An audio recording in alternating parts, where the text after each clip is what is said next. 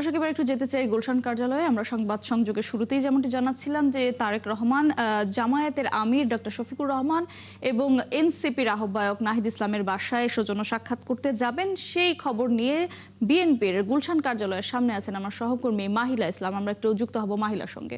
মাহিলা, কখন বের হবেন তারেক রহমান সেই তথ্যটি জানাবেন, পাশাপাশি সেখানে আর নেতাকর্মীরা কি এসেছেন কিনা, এর বাইরে আর কি কি আনুষ্ঠানিকতা আছে তাও জানতে চাই।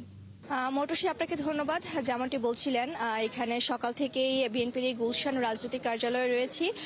যদিও সকাল থেকে তেমন নেতাকর্মীদের কোনো উপস্থিতি ছিল না, কিন্তু বেলা 12টার পরে এখানে নেতাকর্মীরা আসতে শুরু করে এবং 12:20 বিএনপি চেয়ারম্যান তারেক রহমান এই গুলশান কার্যালয়ে আসেন। তার আগেই বিএনপি মহাসচিব মির্জা ফখরুল ইসলাম আলমগীর এখানে এসেছেন এবং ভেতরে রয়েছেন। আমরা এখানে দেখতে পেরেছি, এখানে সাংগঠনিক আব্দুল সালাম এখানে এসেছেন এবং গাজীপুর আসনের যেই সংসদ সদস্য যিনি বিজয়ী হয়েছেন তিনি এখানে এসেছেন এবং বরিশাল, খুলনা এরকম বিভিন্ন এলাকা থেকে আজও বিভিন্ন আসন থেকে যে জয়ী প্রার্থীরা তারা ফুল নিয়ে আসছেন বিএনপি চেয়ারম্যান তারেক রহমানকে ফুলের শুভেচ্ছা জানানোর জন্য।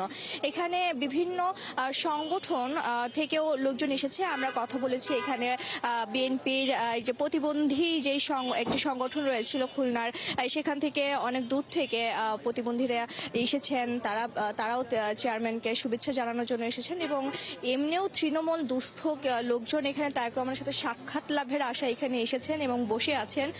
যদিও তাদেরকে সাধারণ দলীয় থেকে বলা হচ্ছে যে এখন দেখা করার মতো কোনো সুযোগ নেই, তবুও তারা বসে আছেন আশা নিয়ে যে চেয়ারম্যান হয়তো বা তাদের সাথে কথা বলবেন সেই আশায়।